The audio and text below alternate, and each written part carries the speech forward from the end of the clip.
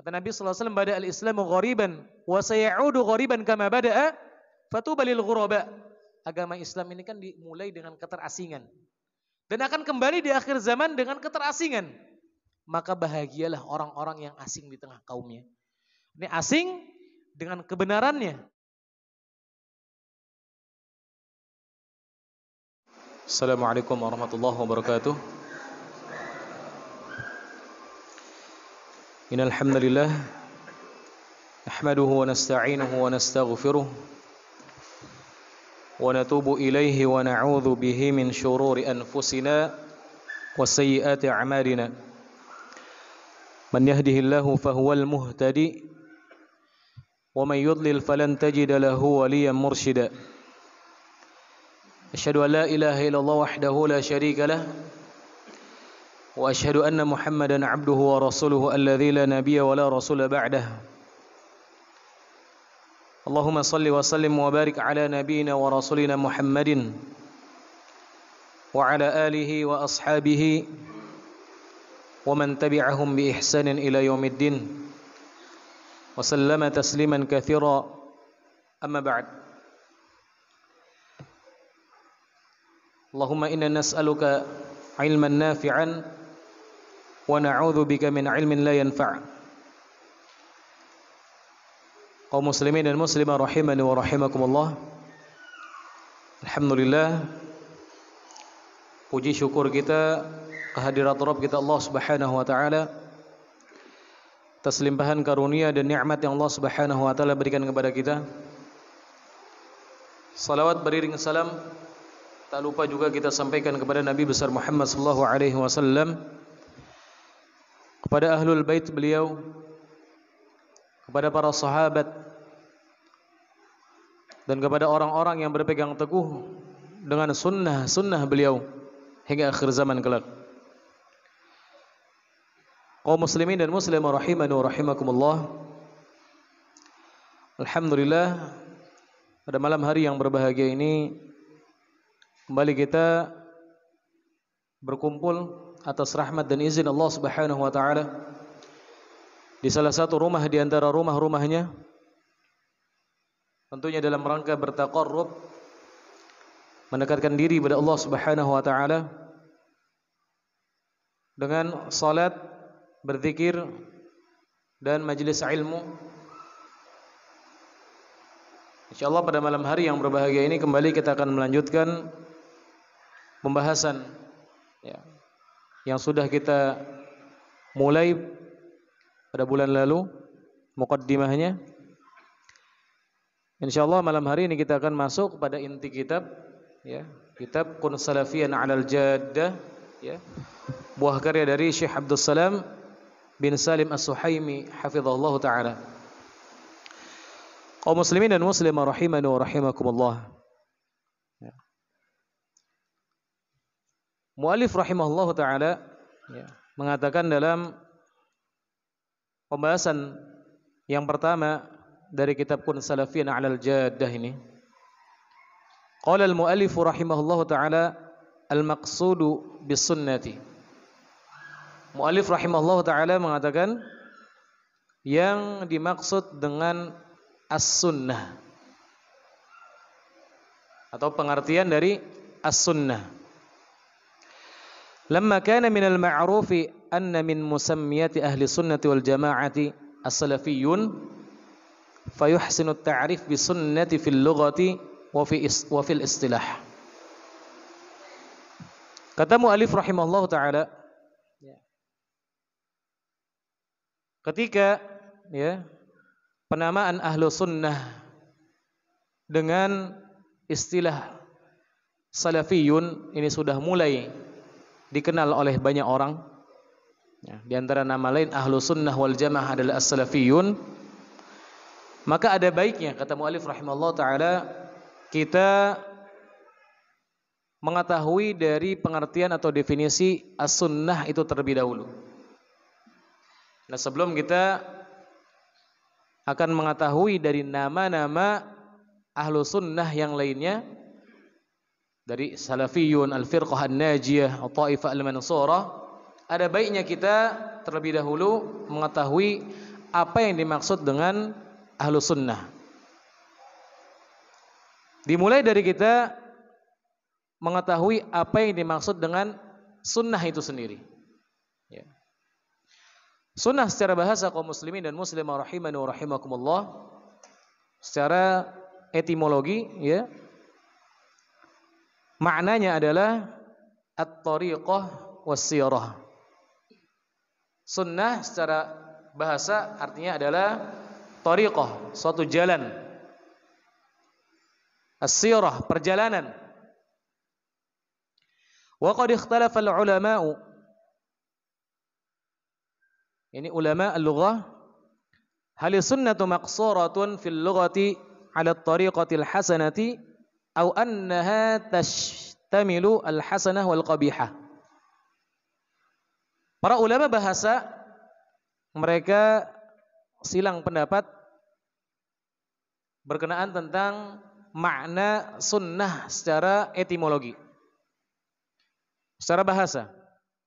Apakah sunnah itu artinya, ya, adalah thariqah al-hasanah saja, jalan yang baik saja, atau sunnah artinya itu juga mencakup umum, baik jalan yang baik maupun jalan yang buruk. Karena sunnah tadi secara bahasa artinya apa? Suatu jalan, ya, suatu jalan. Ulama lughah mereka khilaf, silang pendapat, jalan yang baik atau jalan yang buruk, atau kedua-duanya, mencakup jalan yang baik dan mencakup jalan yang buruk. Wasahihu anna al-murada biha fil lughati hiya at-tariqatu sawa'an kanat hasanatan aw qabihatan. Kata muallif rahimahullah taala, Syekh Abdul Salam As-Suhaimi hafizahullah taala, yang dimaksud dengan sunnah secara bahasa yang benar menurut beliau adalah at-tariqah, jalan yang umum, baik jalan yang benar maupun jalan yang tidak benar secara bahasa. Wa mimma yadullu ala dzalik, dan di antara dalil yang menunjukkan akan benarnya hal tersebut, bahwasanya sunnah secara bahasa artinya adalah suatu perjalanan yang baik, ya, jalan yang baik atau jalan yang buruk, adalah hadis Nabi sallallahu alaihi wasallam. Kata beliau sallallahu alaihi wasallam, man sanna fil islami sunnatan hasanatan falahu ajruha wa ajru man amila biha.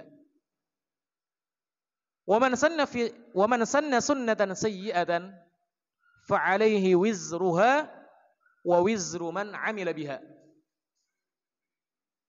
Kata Nabi sallallahu alaihi wasallam, barang siapa yang membuat suatu sunnah yang baik, Nabi SAW katakan sunnah yang baik, sunnatan hasanatan. Ini sunnah secara bahasa maknanya. Barang siapa yang membuat suatu jalan yang baik, mencontohkan suatu perbuatan yang baik, menempuh sesuatu yang baik, falahu ajruha wa ajru man amila biha. Maka baginya pahala dan pahala orang-orang yang mengikuti kebaikannya. Sebaliknya kata Nabi sallallahu alaihi wasallam, "Wa man sanna fil islami sunnatan sayyi'atan." Barang siapa yang membuat sunnah yang buruk, jalan yang buruk, falahu wizruha, maka baginya dosa, wa wizru man amila biha, dan dosa orang-orang yang mengikuti jalan buruknya. Maka dalil ini dipakai oleh Syekh muallif rahimahullah taala untuk merajihkan pendapat ulama lughah yang mengatakan bahwasanya sunnah secara etimologi, secara bahasa mencakup umum, baik jalan yang baik maupun jalan yang buruk secara bahasa. Kita belum bahas secara istilah. Ketika Nabi sallallahu alaihi wasallam, ya, dihampiri oleh seorang yang membutuhkan pertolongan, kemudian kata Nabi sallallahu alaihi wasallam, siapa yang di antara kalian yang ingin atau bisa membantu fulan? Kemudian datanglah salah seorang sahabat Nabi sallallahu alaihi wasallam membantu orang tersebut dengan harta yang dia miliki ketika itu. Kemudian perbuatan sahabat tersebut diikuti oleh sahabat-sahabat yang lainnya. Kata Nabi sallallahu alaihi wasallam, "Man sanna fil Islami sunnatan hasanatan falahu ajruha wa ajru man 'amila biha." Barang siapa yang membuat sunnah yang baik, maka baginya pahala dan baginya pahala orang-orang yang mengikuti kebaikannya. Baginya pahala orang-orang yang mengikuti sunnahnya. Jadi yang ada itu sunnah hasanah dan sunnah sayyi'ah secara bahasa. Enggak ada namanya bid'ah hasanah dan bid'ah sayyi'ah. Yang ada sunnah hasanah, sunnah sayyi'ah. Perbuatan baik kita yang diikuti oleh orang lain atau perbuatan buruk kita yang diikuti oleh orang lain. Haitsu qassama Nabi sallallahu alaihi wasallam ila sunnatin hasanatin wa sunnatin sayyi'ah. Ini dalil yang kuat yang mendukung pendapat para ulama bahasa yang mengatakan bahwasanya sunnah secara bahasa artinya adalah jalan, baik jalan yang baik maupun jalan yang buruk. Amma ta'rifu sunnati fil istilah.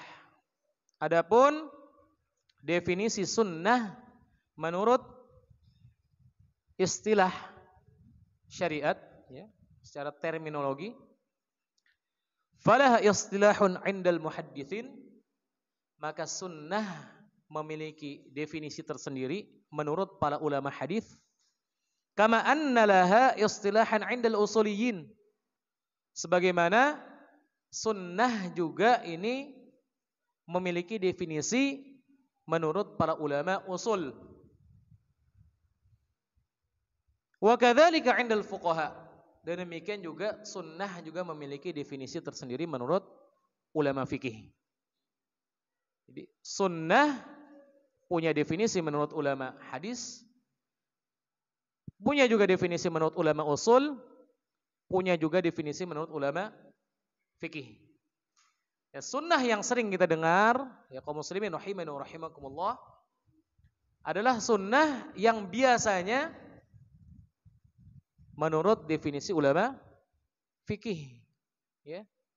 Makanya kadang ketika kita membahas makna sunnah menurut definisi ulama-ulama mutaqaddimun yang maknanya adalah luas, mencakup i'tiqadat, muamalat dan ibadat, artinya agama Islam secara keseluruhan ini adalah sunnah. Kemudian dipahami oleh orang yang mendengar makna sunnah ini menurutnya adalah sunnah indal fuqaha, menurut fuqaha ahli fikih, maka enggak nyambung. Berarti kalau kita katakan kaum muslimin rahimani wa rahimakumullah, hukum ya memelihara janggut. Hukumnya apa, Pak? Bukan hukum ya. Memelihara janggut ini termasuk sunnah atau bukan sunnah? Sunnah bukan? Sunnah. Karena jalan tersebut ditempuh oleh Nabi sallallahu alaihi wasallam. Nabi kan berjanggut. Ya. Dari mana kita tahu? Dari penjelasan para sahabat Nabi sallallahu alaihi wasallam yang menjelaskan tentang fisik Nabi sallallahu alaihi wasallam. Kemudian orang yang mendengar perkataan kita bahwasanya janggut ini merupakan sunnah, ya.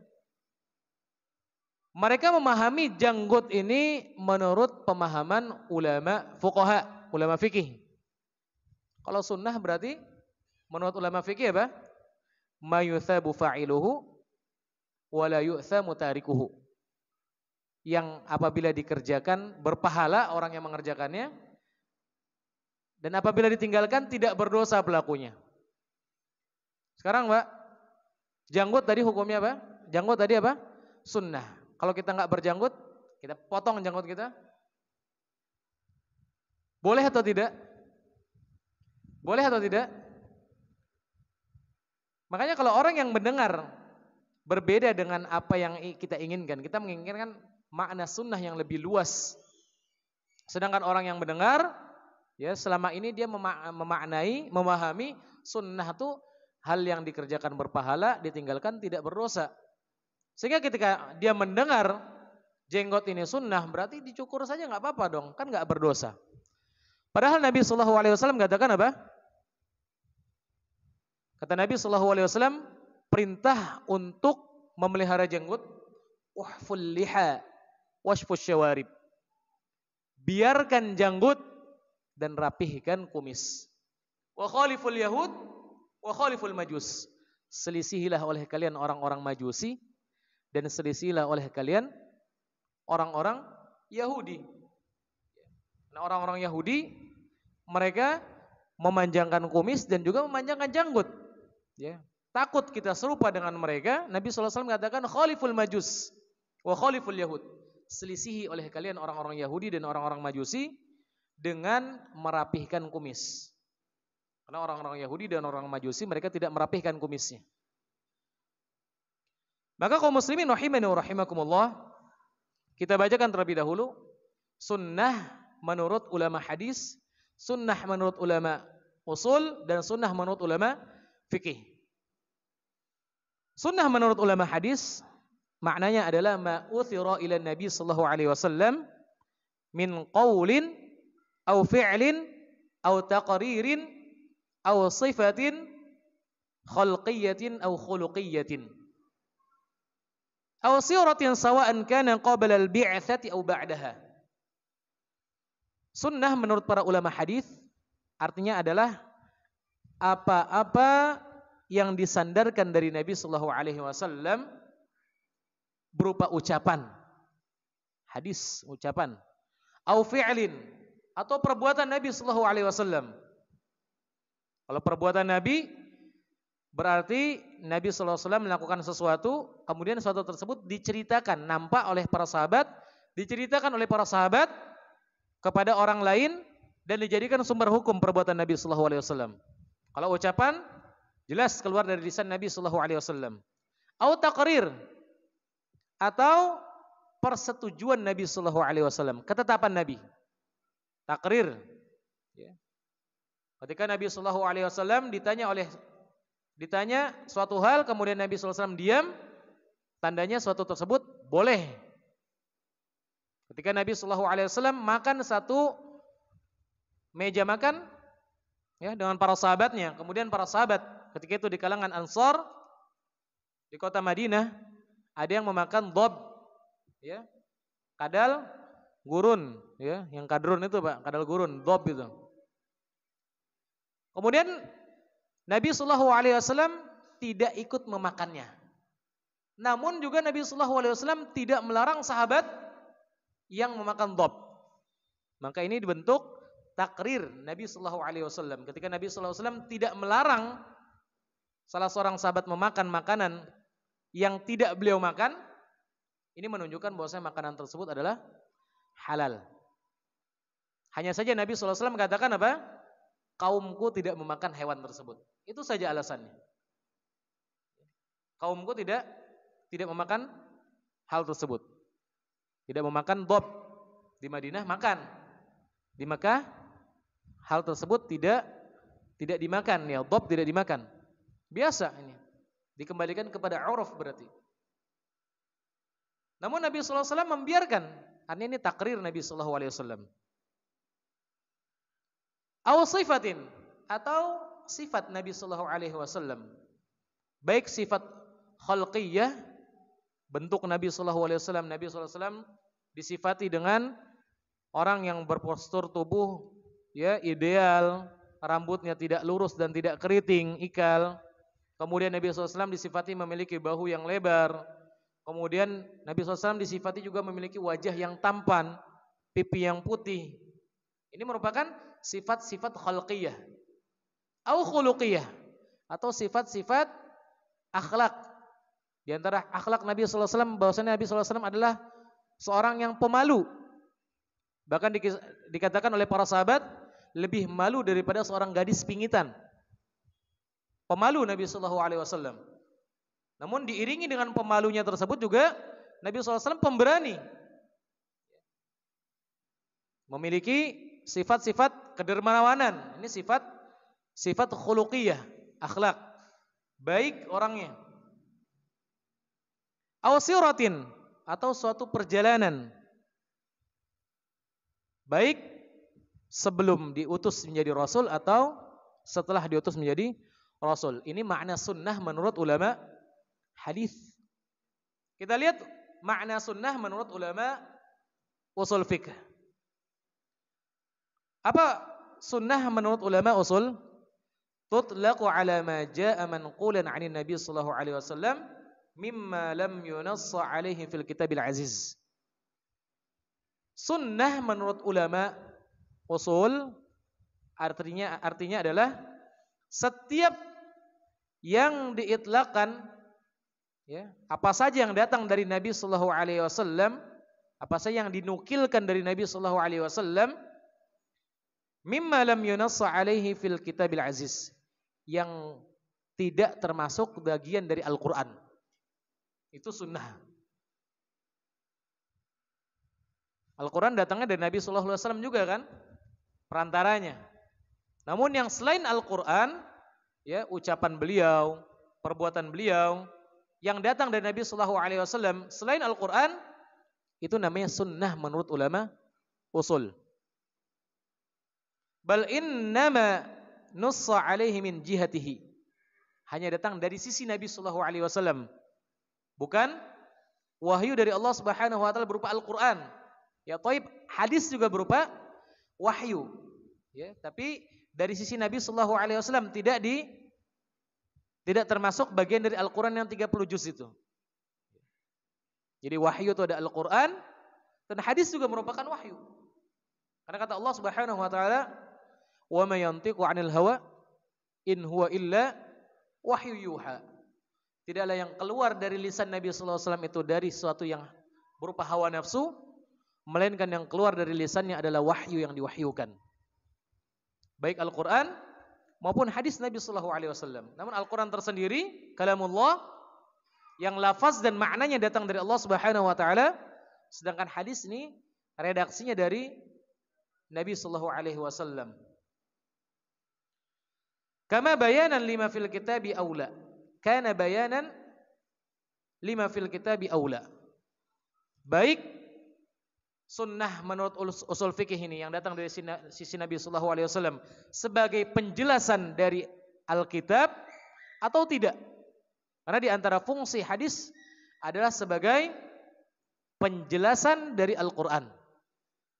Berapa banyak ayat-ayat dari Al-Qur'anul Karim yang tidak bisa kita pahami kecuali dengan bantuan hadis-hadis Nabi sallallahu alaihi wasallam yang sahih. Kalau kita menolak hadis Nabi sallallahu alaihi wasallam, ya, enggak akan sanggup kaum muslimin rahimakumullah. Ya. Orang-orang yang katanya mencukupkan diri dengan Al-Qur'an, yang mereka menamakan diri mereka dengan Qur'aniyun. Kalau kita menamakan mereka munkar hadis, orang-orang yang mengingkari hadis. Mereka katanya kajiannya Al-Qur'an saja, enggak pakai hadis. Ya.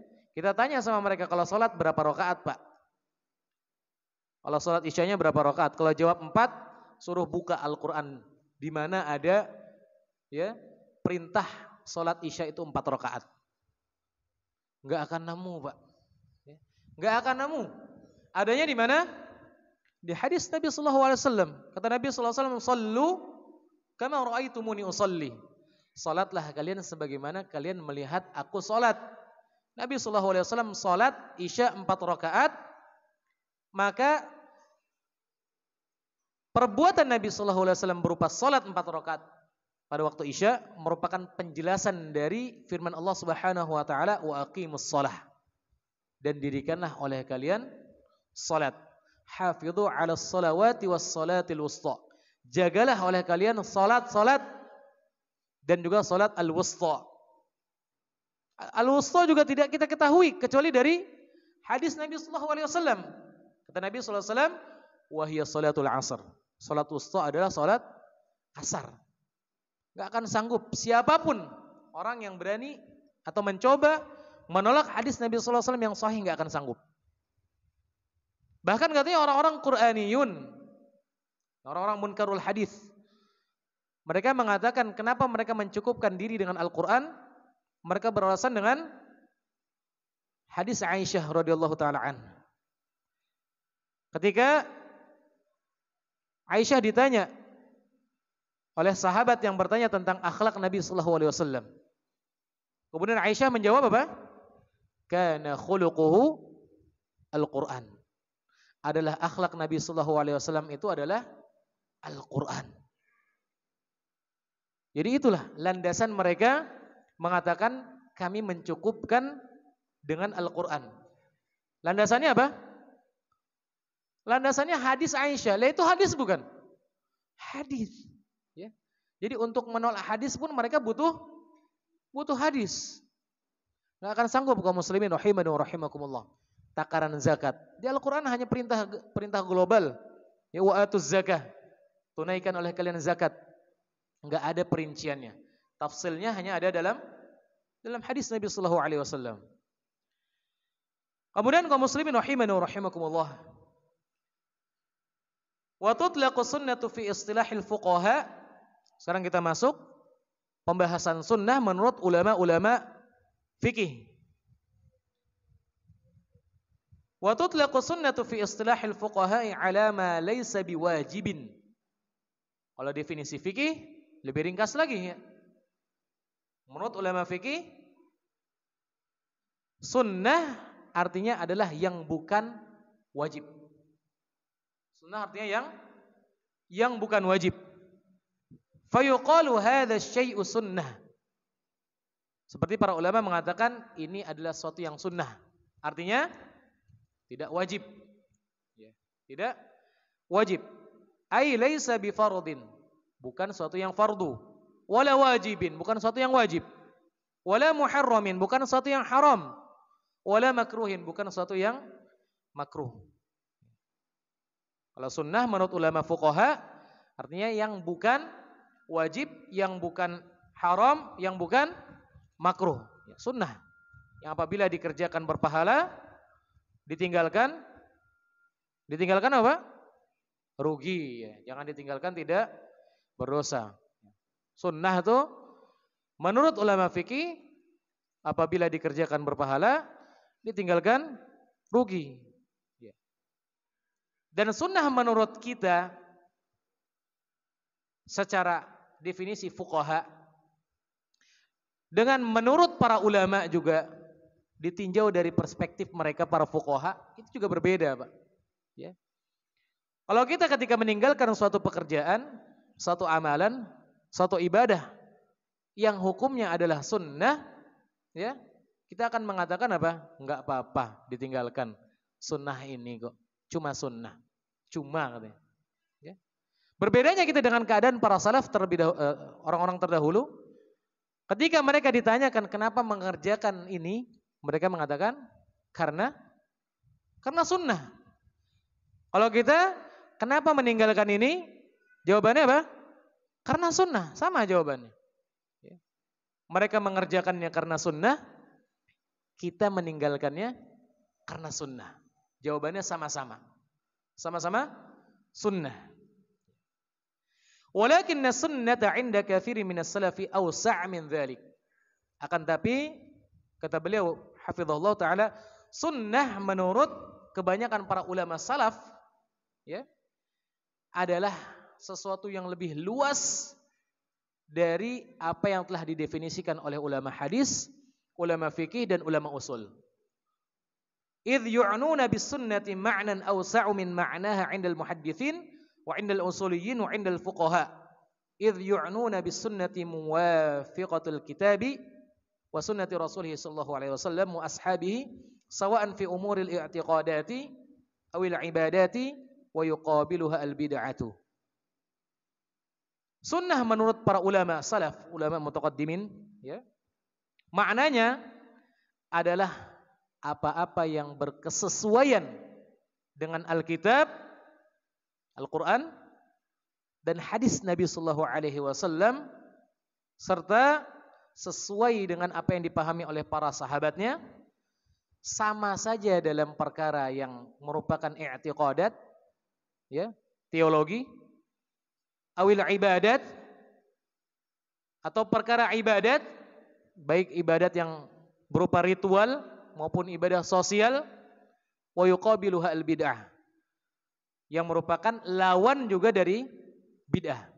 Kalau bid'ah kan yang tidak sesuai dengan Al-Quran, tidak sesuai dengan hadis Nabi, dan tidak pernah dipahami oleh para sahabat ridwanullahi ta'ala alaihim jami'an. Kalau sunnah, hal yang sesuai dengan Al-Quran, sesuai dengan As-Sunnah, dan sesuai dengan apa yang dipahami serta diamalkan oleh para sahabat ridwanullahi ta'ala alaihim jami'an. Baik dalam urusan i'tiqadat, keyakinan kita, teologi, pembahasan akidah, pembahasan tauhid, atau pembahasan ibadah dan muamalah.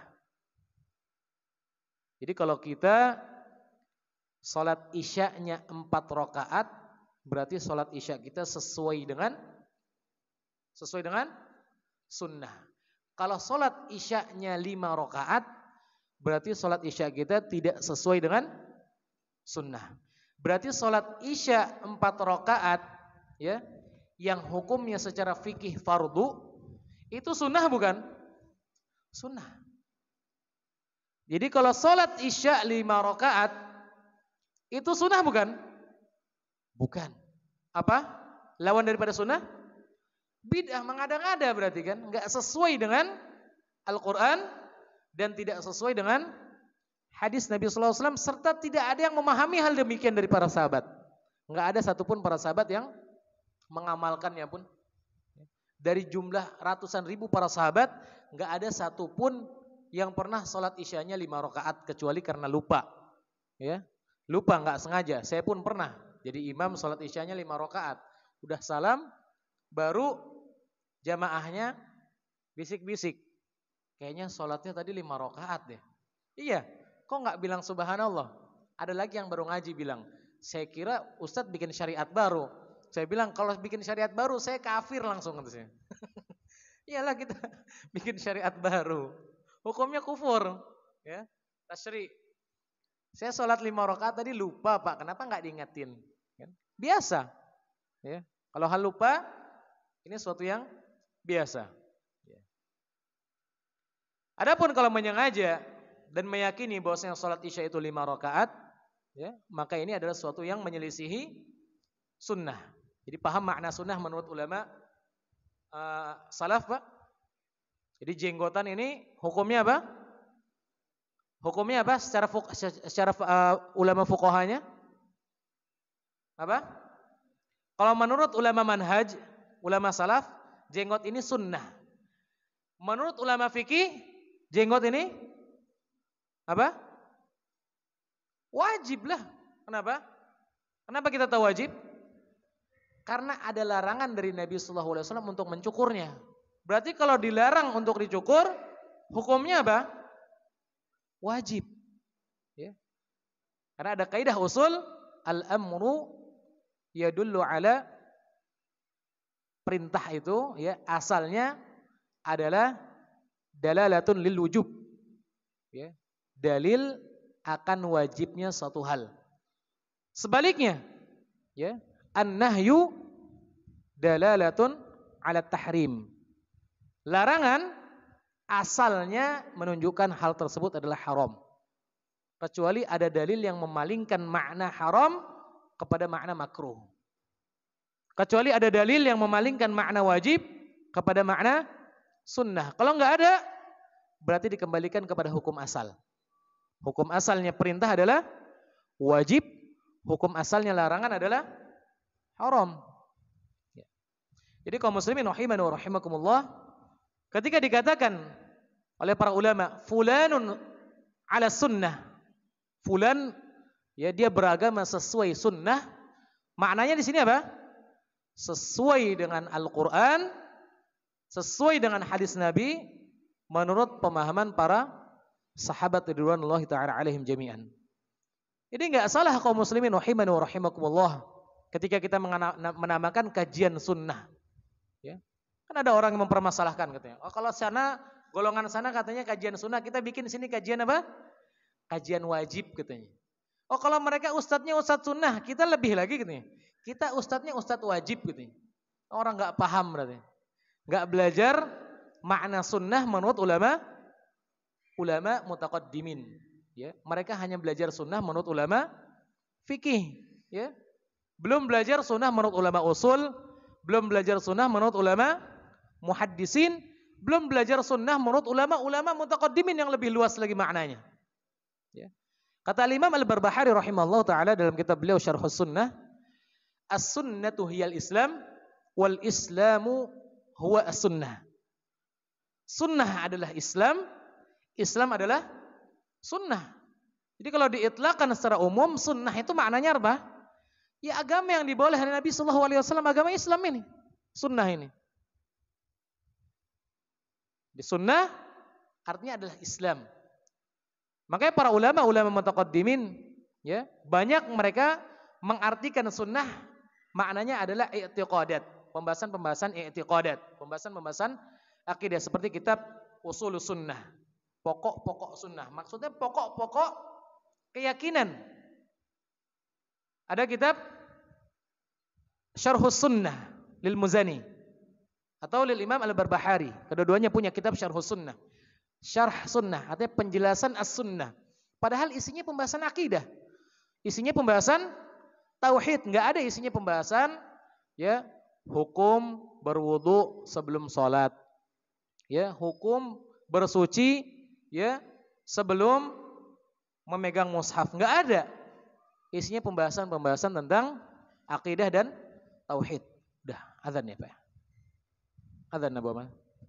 Udah. Demikian kaum muslimin rahimani wa rahimakumullah.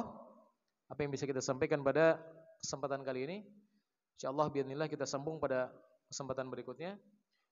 Wassallallahu wasallam ala nabiyyina wa rasulina Muhammadin. Subhanakallahumma bihamdik asyhadu an la ilaha illa anta astaghfiruka wa atubu ilaik. Wa akhiru da'wana alhamdulillahi rabbil alamin. Assalamualaikum warahmatullahi wabarakatuh.